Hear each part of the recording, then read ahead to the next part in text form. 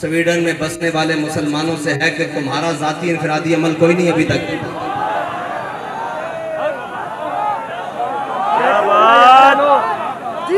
اگر تم کلمہ پڑھتے ہو تو تمہارا بھی ذاتی انفرادی عمل اس وقت بہت سارے ہو جانے چاہیے تھے. بے شک. بس اس کا تو دوسرا حل ہے ہی کوئی نہیں. اور دوسرا اگر اس کا ذاتی ہے تو پھر تمہارا بھی تو ذاتی خالد بن ولید والا ہونا چاہیے. تمہارا ذاتی عمل بھی تو جناب غازی علم الدین والا ہونا چاہیے. تمہارا ذاتی عمل بھی تو عامر عبد الرحمن چیمہ والا ہونا چاہیے. تمہارا ذاتی عمل بھی تو جناب ممتاز قادری والا ہونا چاہیے. بس اس کی دوسری کوئی رائے نہیں ہے کہ اس کے خلاف کیا بات کریں. میرا اعلان پہلا تو یہ ہے کہ انشاءاللہ اتوار والے دن پاکستان کی ہر بڑی شاہراہ پر لبیک والے بیٹھیں گے.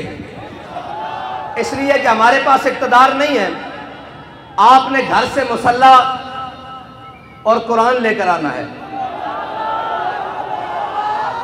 عصر سے مغرب تک سب نے اتوار والے دن قرآن اور مصلی لے کر آنا ہے. پاکستان کی ہر بڑی شاہراہ پر لبیک والے، جیسے لاہور ہے تو لاہور میں مال روڈ پر، کراچی ہے تو شاہراہ فیصل پر، اسلام آباد ہے تو شاہراہ دستور پر، اس طرح جناب بڑی بڑی شاہراہوں پر قرآن اور مصلی لے کر آنا ہے. ٹھیک ہے جی. عصر سے مغرب تک، اور پھر مغرب سے عشاء بھی ہو سکتی ہے، عشاء سے فجر بھی ہو سکتی ہے. یہ تو پھر اگلی بات ہے نا. قرآن اور مصلی، اور اپنے بچوں کو بھی ساتھ لے کر آنا ہے. اپنے بوڑھوں نہیں مردے یار بڑھے کچھ نہیں ہوتا ہے انہوں. بوڑھوں کو بھی ساتھ لے کر آنا ہے، نوجوانوں کو بھی ساتھ لے کر آنا ہے. گھر میں کوئی بندہ نہ لے. ٹھیک ہے بھائی. جتنے لبیک والے ہیں سارے مین شاہراہوں پر، اگر شہر دور ہیں تو جو ان کے قریب مین سڑکیں بنتی ہیں وہاں پر آئیں گے. یہ ہمارا اعلان اس وقت ہے جب تک لبیک کے پاس حکومت نہیں ہے. اور اگر لبیک کے پاس حکومت ہوتی آج کے دن تو پھر کوئی تحریکی مارچ ریلیوں کا اعلان نہیں ہوتا. صرف ایک پی ٹی وی کا مائک ہوتا اور جو بھی لبیک جس کو حاکم بناتی وہ سامنے ہوتا اور وہ کہتا کہ گھروں سے ایک مصلی اور اپنا ہتھیار اور اپنی سواری لے کر شاہراہوں پر آ جاؤ.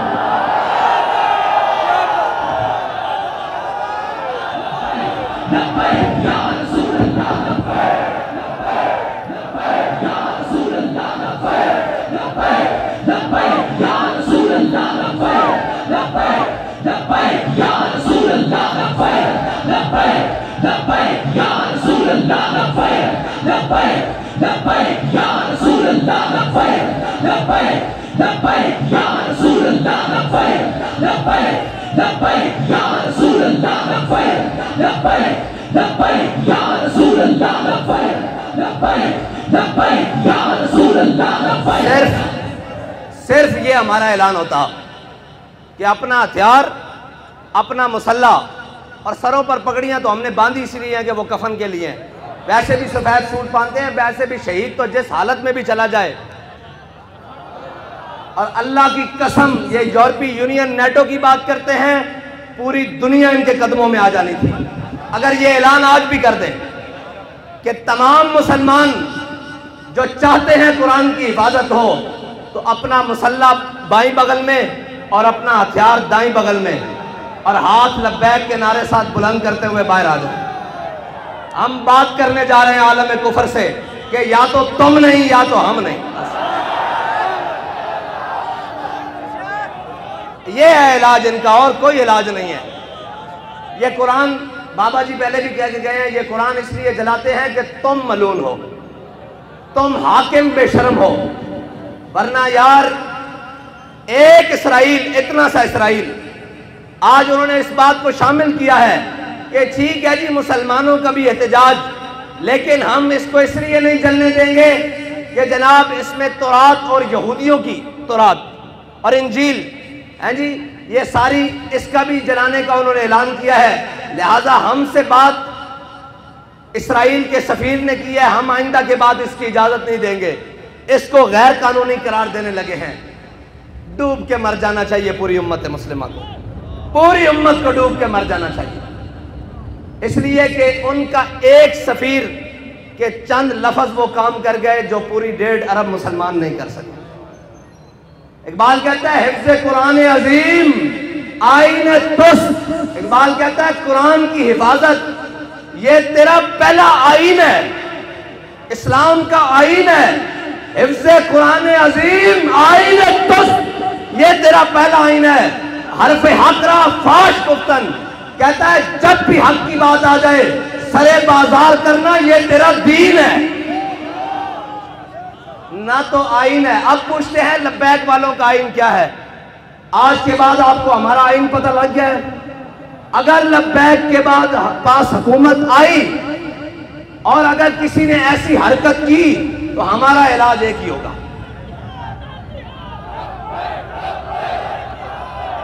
اور ہمارے جو باہر بیٹھے ہیں نا بھائی، وہ کہتے ہیں جی یہ جہاد کا نعرہ نہ لگائیں، ان کو تکلیف ہوتی ہے یورپ کو۔ میں کہتا ہوں دب کے لاؤ تاکہ انہوں نے پیڑ پوری ہوئے۔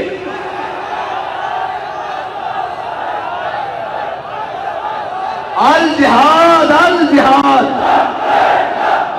الجہاد الجہاد الجہاد الجہاد۔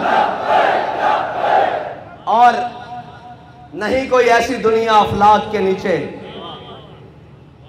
نہیں کوئی ایسی، اقبال کہتا ہے نا نہیں کوئی ایسی دنیا افلاک کے نیچے بے مار کا ہاتھ آئے تخت جموں کا۔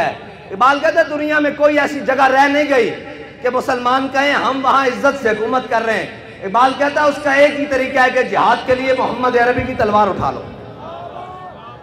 نہیں کوئی ایسی دنیا افلاک کے نیچے بے مار کا ہاتھ آئے تخت جموں کا۔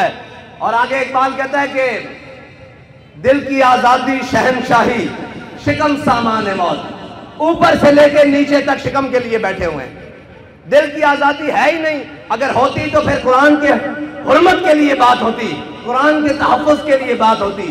ایک سے ایک بڑھ کے لائن آیا، کہتے ہیں جی یہ جناب ایسے آئیں گے، یہ وہ آئیں گے، پاکستان کو ایسا کوئی بھی نہیں ملے گا۔ جب تم نے قرآن کو چھوڑ دیا، حضور کی ناموس کو چھوڑ دیا، ہمیں کوئی پرواہ نہیں، تم سارے سمیت جل جاؤ، تمہارا سب کچھ جل جائے، زمین و آسمان آفات و بلیات سب جل جائیں، ہمیں اس سے پرواہ کوئی نہیں۔ جب تمہارے دل میں قرآن کی عظمت نہیں تو تم بھی جل جاؤ، تمہارا گھر بھی جل جائے، تمہارے اسباب بھی جل جائیں، ہماری آنکھ میں بھی بن نہیں آئے گا۔ ہاں اس لیے ہمیں کوئی تکلیف نہیں، ہمیں اگر تکلیف ہے تو قرآن کے جلنے کی ہے، اس لیے کہ وہ تکلیف اس لیے، ہاں اگر تمہیں قرآن کے جلنے کی تکلیف ہوتی تو پھر جو ہاتھ تمہارے جانب آتا اس ہاتھ کو ہم توڑتے، جو آنکھ تمہاری جانب اٹھتی اس آنکھ کو ہم پھوڑتے۔ لیکن اب تو ہم دعا کرتے ہیں اللہ تمہیں اور غرق کرے، اور غرق کرے، اور غرق کرے، اور غرق کرے، ان تمام اسباب کو بھی آگ لگا دے جو تم نے اسلام کی حفاظت کے لیے نہیں رکھے۔ اور میں تو یہ کہتا ہوں کہ یہ سب ہم سب بھی مر جائیں، عذاب ہی آئے گا نا ہم پر جب ہم محافظ قرآن نہیں ہیں۔ کیا کریں بھائی، سب صبح اٹھ کر سب کو عزت قرآن کی وجہ سے ملی۔ بابا جی جب قرآن کی بات آتے تھے فرماتے تھے جھلیا ساریاں گلہ بعد چون گھروں اسی قرآن پڑھن نکلے سا۔ 1974 بابا جی فرماتے ہیں سب نالوں پہلے قرآن گھروں پڑھن نکلے سا۔ وہ کیا مولوی، وہ کیا پیر، وہ کیا حفاظ، وہ کیا قاری، وہ کیا عوام، وہ کیا جناب، سب کو عزتیں قرآن کی وجہ سے ملی۔ کسی کا بچہ قرآن کی وجہ سے ٹھیک ہوا جناب، کسی کو شفا قرآن کی وجہ سے ملی، کسی کو ہدایت قرآن کی وجہ سے ملی، کسی کو ایمان قرآن کی وجہ سے ملا، کسی کو اسلام قرآن کی وجہ سے ملا۔ سارا کچھ قرآن کے ملنے کے بعد جب قرآن کی عزت کی باری آئی ہے تو ہم سب بے شرم بن گئے، سب بے شرم بن گئے ہیں۔ اس میں دوسری رائے ہے ہی کوئی نہیں۔ کیا کریں جی، کیا کریں؟ ایک ہی حل ہے کہ ہم سب مر جائیں اور ڈوب کر مر جائیں۔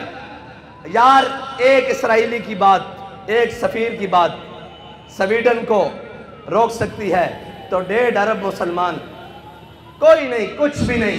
یہ جھوٹ ہے، یہ پاکستان کا نام بھی، یہ ریاست کا سب فراڈ، 57 اسلامی ممالک سب جھوٹ، 1.5 ارب مسلمان سب دھوکہ، کچھ بھی نہیں ہے۔ اگر ہوتا تو آج قرآن کو سرعام ایسے کوئی نہ جلاتا. اور یار وارثاں دیا چیزاں کہ اس طرح لاوارث کر کے جلائیں گا، یہ بات نہیں ہے. بس ہماری بات اتنی ہے، ہاں آپ نے آنا ہے اور ہم کیا کر سکتے ہیں؟ کچھ بھی نہیں کر سکتے. کیا وہ سارے ملعون حق تو یہ تھا نا کہ آج کے دن کہتے ہیں یوم تقدس منانا ہے. میں نے کہا تم تقدس کو چھوڑو، 365 دن بھی مناؤ تو کوئی فرق نہیں پڑتا. تقدس تو وہ ہے کہ ہمارا بچہ بھی قرآن کو سینے سے لگا کے رکھتا ہے. تقدس تو یہاں سے شروع ہوتا ہے نا، اوپر تک جہاں تک مرضی لے جاؤ. اس کے نفاذ کی بات کرو. تم آج کے دن صرف 1 منٹ کے لیے نیول چیف بھی بلا لیتے، آرمی چیف بھی بلا لیتے، فضائیہ کا چیف بھی بلا لیتے، سارے آئی جیز بھی بلا لیتے، رینجر کے سربراہ بھی بلا لیتے، ساری جناب ایف سی کے سربراہ بھی بلا لیتے، سارے وزیر بھی بلا لیتے، اور سارے ہاتھ میں آج کلیشن کو پکڑ کر سفیر کو بلاتے سویڈن کو. اس کو کہتے ہو تم کہتے ہو کہ جناب ہم نے اس کو آزادی دی رکھی ہے، شخصی آزادی ہم مذمت کرتے ہیں لیکن اس کی شخصی آزادی ہے. لو آج ہم تمہیں یہ بتا رہے ہیں کہ ہم نے قرآن کی حفاظت کا ذمہ اللہ نے ہمارے لیے لگایا ہے. ہم جب تک قرآن کی حفاظت نہیں ہوتی ہم تم سے جنگ جاری رکھتے ہیں. 1 منٹ کی بات تھی، 1 منٹ کی بات تھی، 1 سیکنڈ کی بات تھی، لیکن کوئی نہیں، نہ کوئی بات کرے گا. ہم جناب مذمت کرتے ہیں. میں نے کہا مذمت کی ضرورت نہیں، جب مرمت کی طاقت ہو تو مذمت حیثیت ہی کچھ نہیں رکھتی. مذمت تو شاہ صاحب نے کہا ہے عیسائی بھی کر رہے ہیں، مذمت تو یہودی بھی کر رہے ہیں، مذمت تو پارسی بھی کر رہے ہیں، مذمت تو ہندو بھی کر رہے ہیں. تمہیں اللہ نے اس لیے نہیں طاقت دی تھی، تمہارا کام تھا تم مرمت کرتے. ہاں جس طرح ان کی مرمت کی ہے جنہوں نے تمہارے گھر کو جلایا ہے. ہاں جس طرح ان کے لیے اسپیشل عدالتیں بنائی ہیں، جیسے ان کے لیے لوہے کے راڑ تیار کیے تھے، اس طرح مرمت کرتے تو ان کی جرت بھی نہ ہوتی بات کرتے. لیکن کیا کریں، وہ اقبال نے کہا کیا نہیں ہے اور کوئی غزنوی کارگاہ حیات میں. لیکن انشاءاللہ اگر بات اس حد تک آ گئی ہے تو پھر اللہ کو بھی تو کچھ منظور ہوگا نا، پھر اس کی قدرتوں کو بھی تو کچھ منظور ہوگا کہ وہ اپنی قدرتوں سے اسلام کے محافظوں کو غالب لائے گا، دین کے محافظوں کو غالب لائے گا، اسلام کے محافظوں کو غالب لائے گا.